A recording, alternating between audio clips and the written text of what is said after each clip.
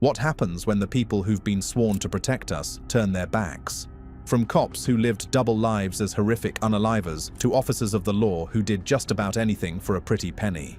These are corrupt cops who received life sentences for their crimes. Number 20. Daniel Holtzclaw. This jury finds you guilty of the various counts.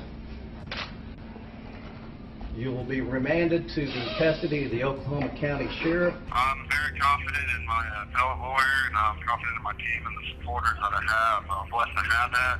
I'm pretty positive on today. A de facto life sentence is a prison term that's long enough to count as a life sentence without being categorized as such.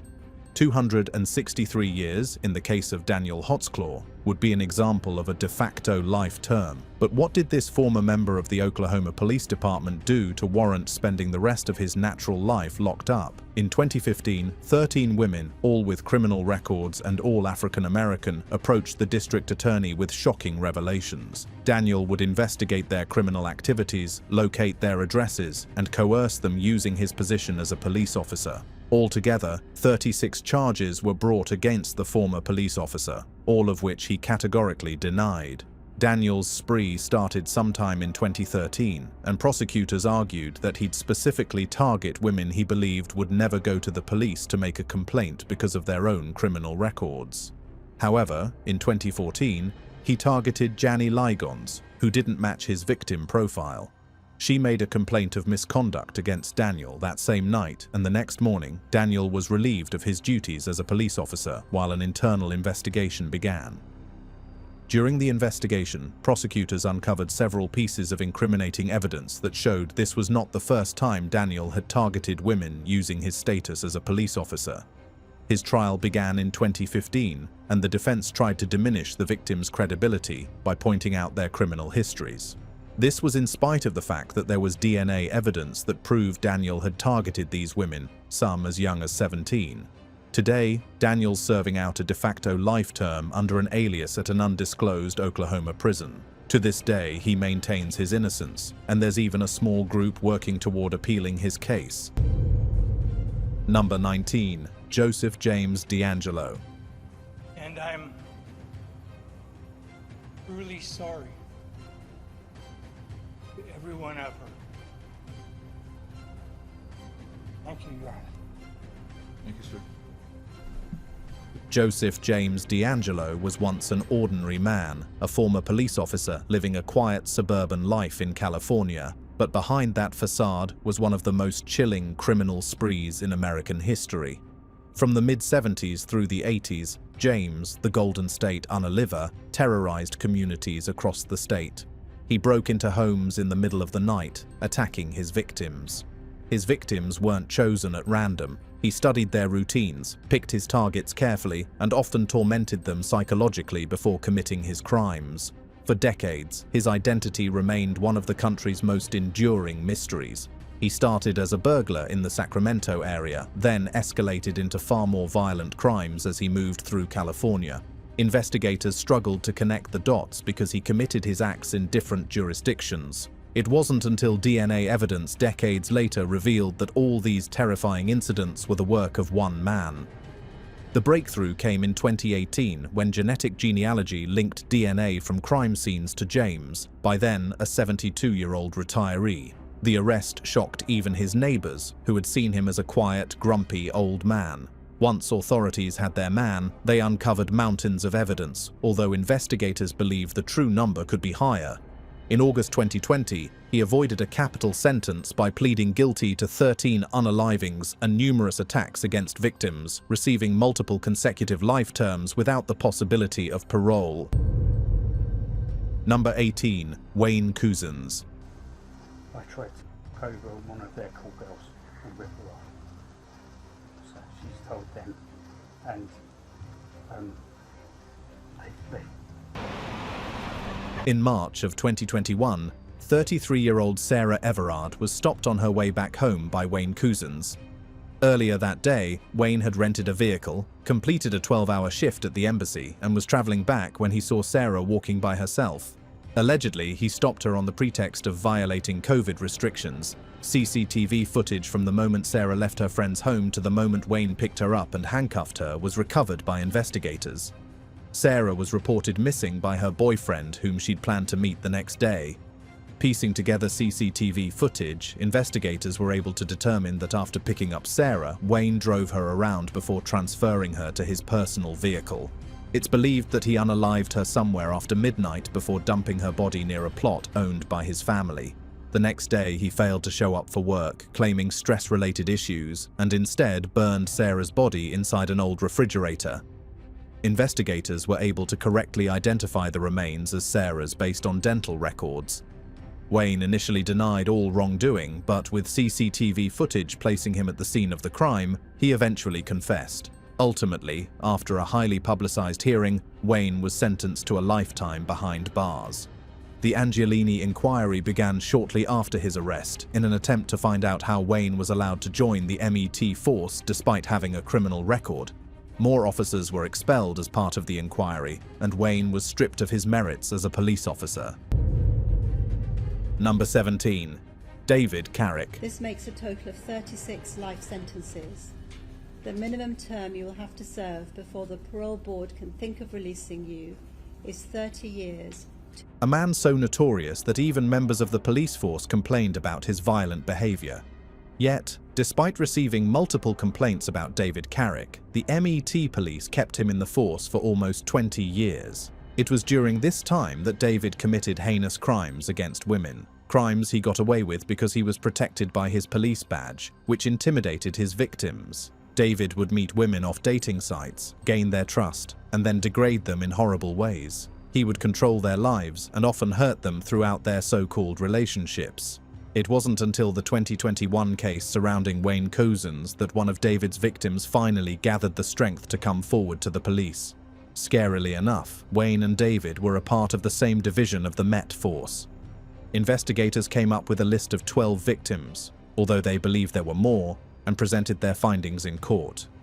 According to the prosecutor, it was the worst case of degradation and violence against women they'd seen throughout their careers. The Mayor of London, Sadiq Khan, claimed he was sickened by the revelations coming from the MET department. He claimed that in both David's and Wayne's cases, there was a lack of proper investigation and training by the police force. Both David and Wayne were allowed to continue with the police despite a mountain load of complaints stacked against them. Ultimately, after pleading guilty to all counts, a court sentenced David to serve 36 life terms in prison. David has reportedly tried to end his own life several times while in lockup. Number 16. Stephen Broadick.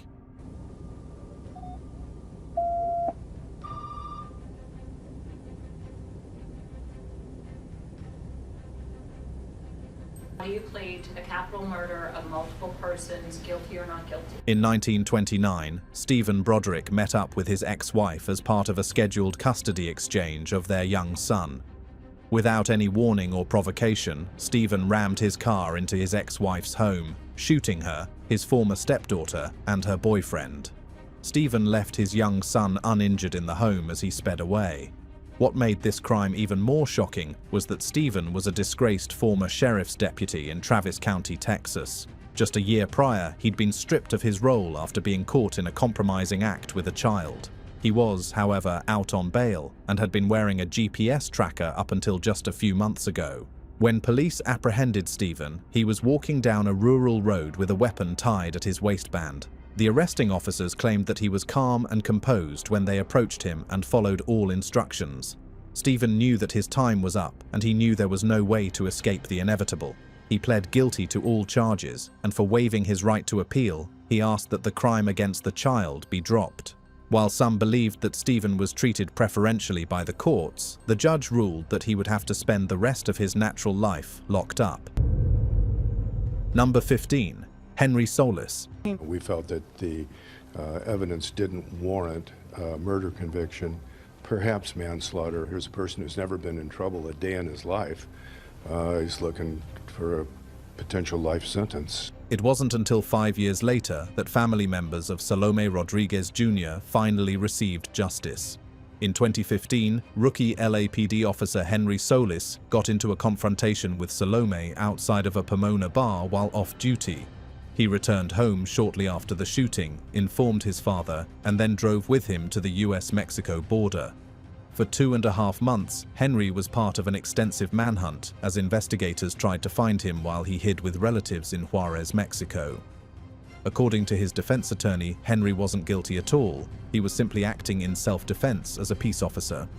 His attorney claimed that the only real crime his client had committed was fleeing the scene. He claimed that should Henry had stayed at the scene that evening, no jury would have found him guilty. He even remarked that he was disappointed with the jury's verdict of 40 years to life for second-degree unaliving. Meanwhile, Salome's mother claimed that she wished the jury had gone with a first-degree charge. The case divided people on whether Henry really was acting in self-defense, or if he fired his weapon unprovoked and unprompted at Salome. His defense attorney tried to appeal the decision, claiming that Henry was an ex-Marine and had a spotless record until that one mistake. However, as of right now, Henry Solis is serving out a near-life term in prison. Number 14. Gregory McMichael. Greg McMichael. The court sentences you as follows. Count 1. Malice murder. I guess, although I'm not employed there any longer, I want, you want her to know, so, I mean, she may recuse herself and have somebody else look at it. Gregory McMichael's story is one of those that makes you stop and think about how quickly things can spiral out of control. He was a retired investigator, someone who had spent years working inside the justice system. But in February 2020, he and his son, Travis, made a choice that would change their lives forever and spark a national conversation about racial hate crimes in America. They saw 25-year-old Ahmaud Arbery jogging through their neighborhood in Brunswick, Georgia.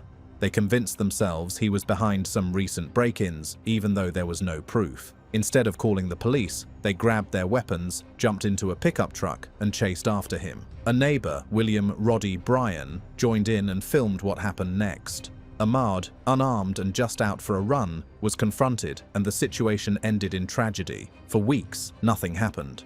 Gregory's ties to law enforcement and the local district attorney's office seemed to slow down the case, and no one was charged. But when the video of the incident was leaked online, everything changed. The footage spread quickly, sparking outrage across the country and leading the Georgia Bureau of Investigation to step in. The trial drew national attention. Prosecutors argued that Gregory and Travis had no legal reason to chase Ahmaud, and that their actions were based on assumptions rather than facts. In November 2021, a jury found them guilty on multiple charges, including felony unaliving. Gregory was sentenced to life in prison without the chance of parole. Number 13. Stephen Zelich. Inside suitcases in the town of Geneva. Zelich told police that he accidentally killed the women after. Certainly an issue, as I mentioned earlier, would be the consensual nature of any activity, and that is something that we'll definitely have to explore. As I mentioned earlier, the first-degree intentional homicides. For years, Stephen Zelich had worked in law enforcement and seemed like someone who upheld the law. But between 2012 and 2013, his actions told a very different story. Stephen connected with two women, 19-year-old Jenny Gamis and 37-year-old Laura Simonson, through online platforms centered around extreme, intimate encounters. He met Jenny in Wisconsin in August 2012 and Laura in Minnesota in November 2013. Both women were unalived during these encounters, after which Stephen concealed their bodies in suitcases and abandoned them along a roadside in Geneva, Wisconsin. The case began when a highway maintenance worker discovered the suitcases in tall grass and alerted authorities. Investigators who examined the scene found that both the victims had been bound with rope and gagged. Stephen initially claimed that the passings were accidental during consensual activity, but he took deliberate steps to hide their bodies and leave the area. In June 2014, he was arrested. Rather than go to trial, Stephen entered guilty pleas to the charges. In 2017, he was sentenced to a total of 70 years in prison, a term that guarantees he will likely spend the rest of his life behind bars. Number 12. Ken Blue. Your cage and think about how you squeeze the life and breath out of my daughter and grandson, and I hope it haunts you every day for them. Inside, just to, you know, see if anyone was laying there, I guess. And then I went down, and as I went down, Jennifer Webb was 8 months pregnant with her and Ken Blue's son in 2011 when he decided to end her life. Why? Ken was married to someone else at the time and did not want his affair to become public knowledge. Not only would it end his marriage, but it would also damage his reputation as a Buena Vista Police Department officer. In 2011, dispatch officers arrived at Jennifer's location to do a wellness check after friends and family claimed they hadn't been able to reach her. There, they found her dangling from the ceiling with an extension cord wrapped around her neck. Investigators claimed that after ending Jennifer's life, Ken tried to stage the scene as a suicide. The investigation also revealed that Ken had tried to convince Jennifer to abort the child earlier on in the pregnancy, but she'd hoped that the birth of their son would motivate him to leave his wife and family for her. Jennifer had also confided in a number of friends and family members that Ken was the father of her unborn child, a revelation that led investigators to the disgraced police officers. Ken initially denied the charges, claiming he had a strong alibi at the time of the unaliving, but everything started to unravel pretty soon. Ultimately, he was charged, and a judge recommended the maximum life sentence. During sentencing, the judge stated that Ken knew exactly what he was doing from the moment he went to Jennifer that day. Apparently, Ken had struck Jennifer from behind, locked her head in a chokehold until she passed, and then staged the scene. In the end, Ken Blue lost everything after all. Number 11. Craig Peyer. Book at Craig Peyer. On January 16th, 1987, they arrested him for the murder of Karen Nutt. 3 days after Christmas, 1986. Craig Peyer was a California highway patrol officer in the 80s, notorious for pulling over young women driving alone at night. At first, his stops didn't raise much suspicion, but over time, patterns emerged of gross misconduct. On the night of December 27th, in 1986, 20-year-old college student Kara Knott was driving home from visiting her boyfriend when she encountered Craig on Interstate 15. Craig had spent most of the night harassing single female drivers on the interstate, allegedly trying to pick them up as dates. The situation with Kara escalated when she threatened to report him for making inappropriate remarks toward her. That's when Craig attempted to reach her, but she slashed his face. In a fit of rage, he struck her with his flashlight before strangling her. Craig then threw her body off the bridge into the bushes down below. Kara was reported missing early the next morning by her parents, and a search party immediately found her abandoned vehicle and her body. What makes this case even more interesting is that 2 days after Kara's disappearance, a reporter carried out a ride-along segment with Craig as a highway patrol officer. Ironically, they were discussing women's safety in the segment. Craig can be seen with marks on his face in the interview, and when questioned about them, he claimed he'd scratched his face against a fence. Ultimately, investigators found that the fence he claimed he'd scratched his face against was too high. After the broadcast, and before he was arrested in Kara's case, over a dozen phone calls were made to the police department. The female callers alleged that Craig had stopped them for unknown reasons on the interstate that night and had been overly friendly with them. A gas station attendant later testified that he'd seen Kara at the station and then noticed a patrol car heading in the same direction as her before making a U-turn later on. Investigators also found hasty scribbles on Craig's reports, falsifying his location at the time of Kara's disappearance. Since DNA testing wasn't common at the time, prosecutors were able to tie Craig to the crime by showing how a strand of golden-colored rope matched Craig's patrolling patch. After an initial hung jury and a retrial, Craig was found guilty and sentenced to life in prison. While he's maintained his innocence since and appealed the verdict several times, he still refuses to provide DNA that could either exonerate him or add more charges to his crime.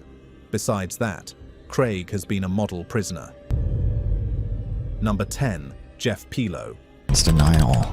If this is happening to your wife, would you say that person didn't do anything to your wife? I didn't do anything to him. I have. There's a reason the name Jeff Pilo still comes up in conversations about police misconduct.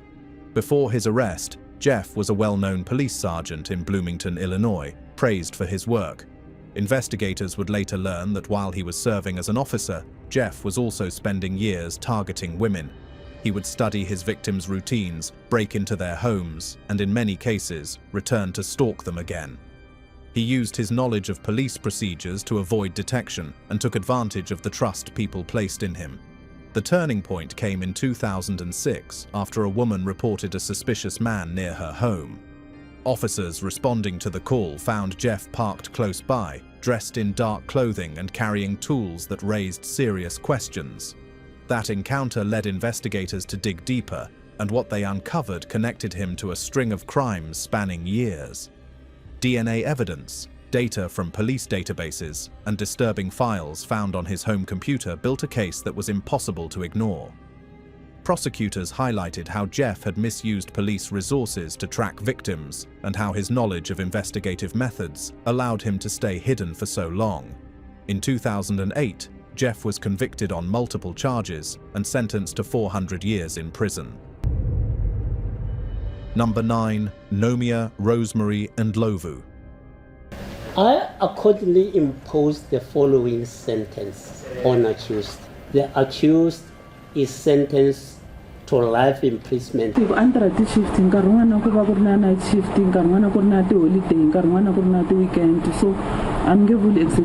At the time of her arrest in 2018, former South African policewoman Nomia, Rosemary, and Ndlovu had reportedly collected close to $100,000 from life insurance policies of her live-in partner and 5 of her relatives.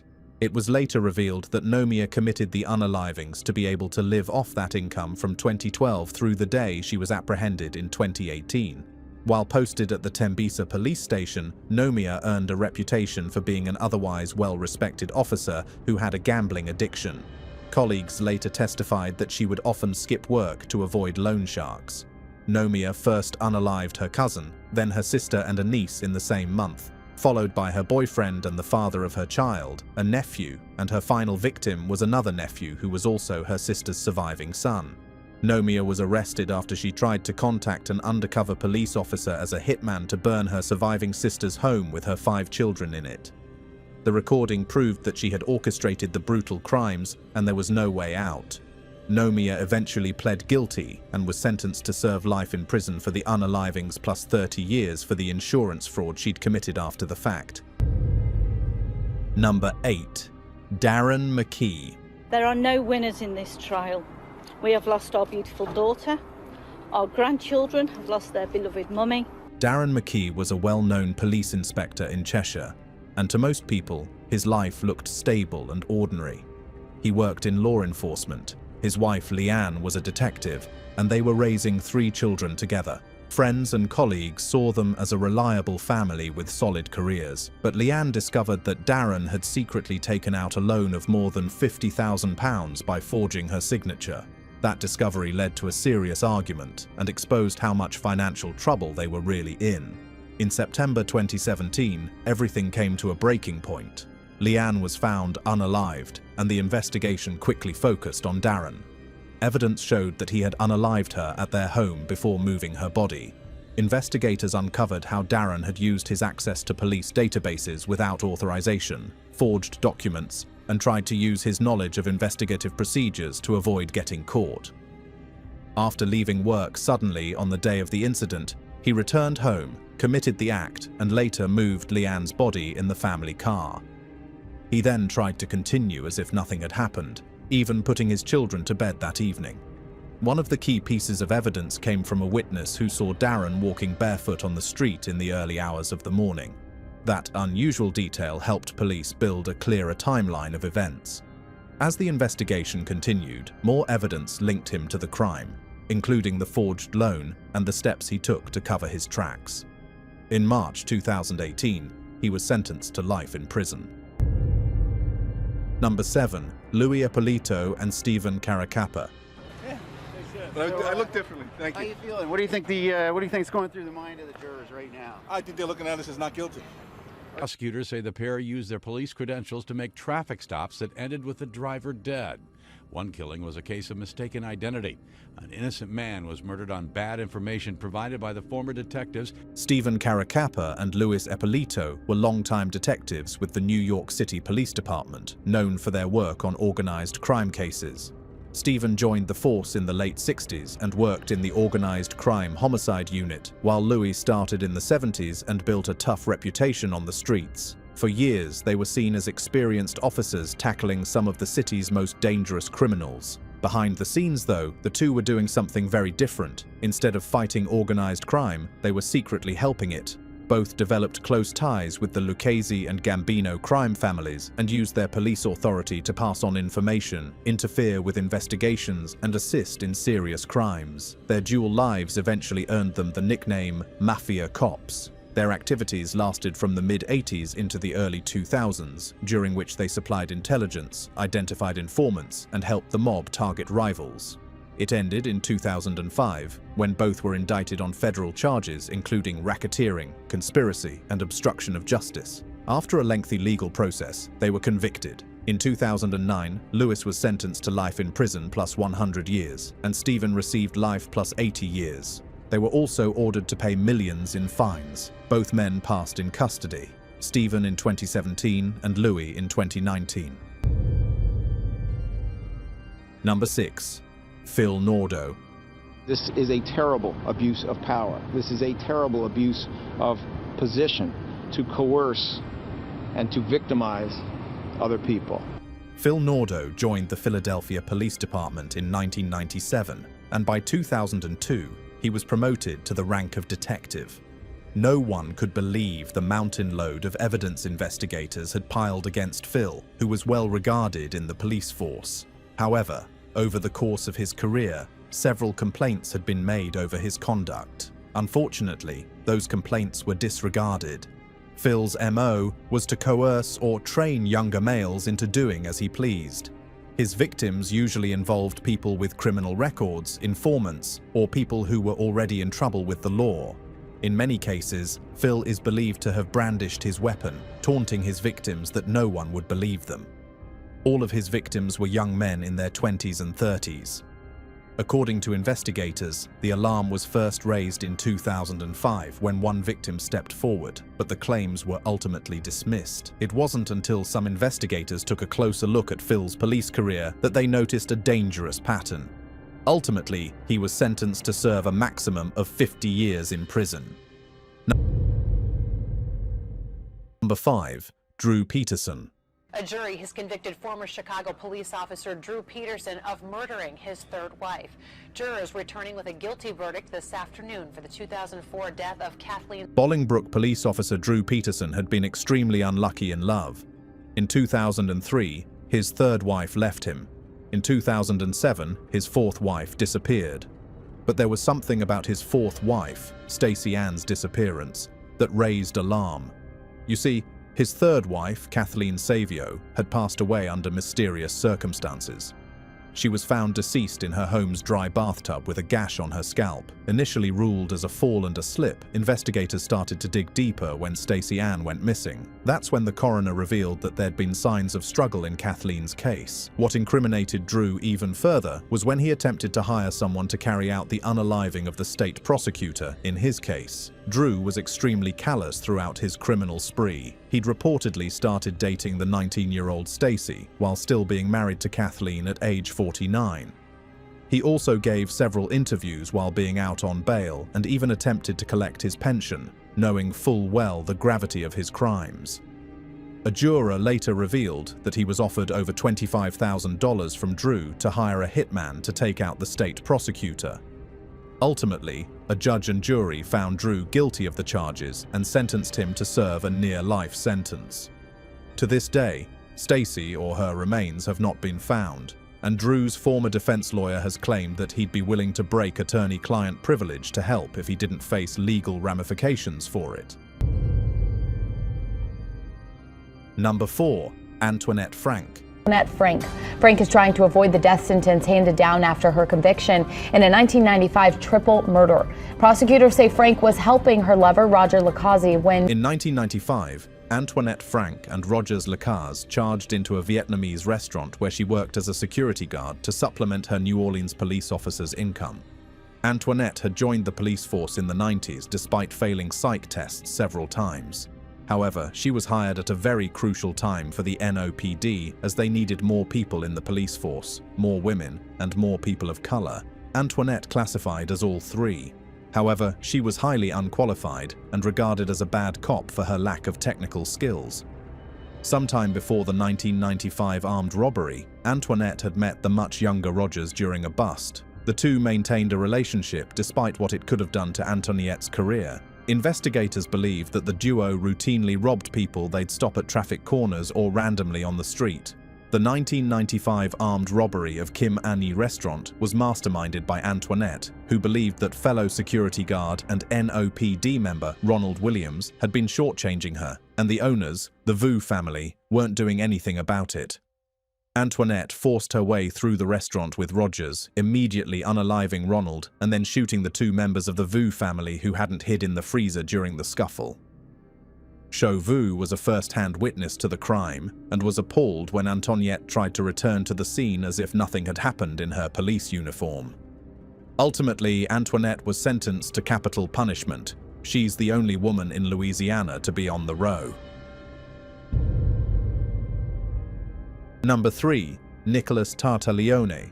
Tell me exactly what happened. Were you involved in it? The only involvement I had in this was Marcos and Martin asked me if I knew anybody. Nicholas Tartaglione will spend 4 consecutive life terms in prison, 1 each for the 2016 quadruple unalivings he committed of Martin Luna, Urbano Santiago, Miguel Luna, and Hector Gutierrez. But what motivated the former police officer to commit such a gruesome crime? Before 2016, Nicholas was a well-respected member of the police force. However, his fellow officers started to notice a shift in his behavior in the days leading up to his retirement. Many claimed that he'd started working as a substance dealer while still on active duty. He would recruit low-level substance dealers and operate a multi-million-dollar substance ring. One of the men who allegedly worked for him was Martin Luna. In 2016, Nicholas called Martin to a secluded location to confront him over money he believed Martin had stolen. Martin sensed something would go wrong and brought his 2 nephews, Urbano and Miguel, and friend, Hector, to the exchange.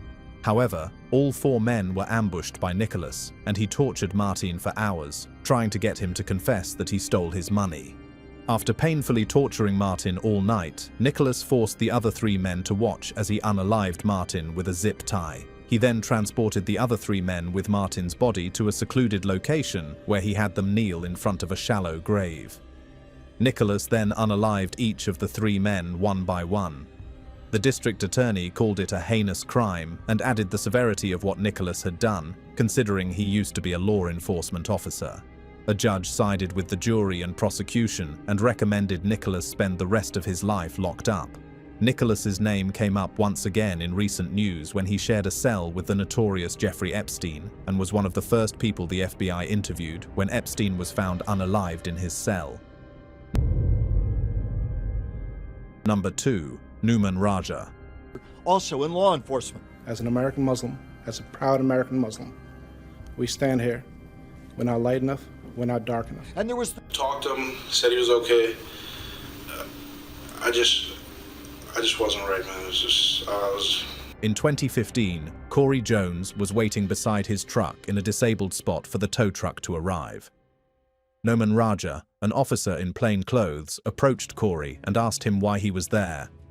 Within minutes of the encounter, Nouman shot Corey a total of 6 times. When police arrived, Nouman claimed that it was an act of self-defense after Corey charged at him, despite his making it clear that he was a police officer. An audio recording of the incident later proved that Nouman was lying. Nouman was in plainclothes that day to survey the area for possible burglaries. He claimed that he approached Corey's vehicle, believing it was abandoned. Nouman claimed that Corey got agitated at his questioning and brandished his weapon, at which time he shot him 6 times, 3 of which made contact. While investigators did find a firearm around Corey's body, he had a concealed license to carry, and they believe he could not have reached for the gun in time for Nouman to shoot at him. Ultimately, the jury believed that Nouman did not identify himself as a police officer, and Corey's apprehension at his line of questioning was well within reason. Nouman firing his weapon was not. He was sentenced to 25 years in prison with an expected release of 2040. Number 1. Michael Slager.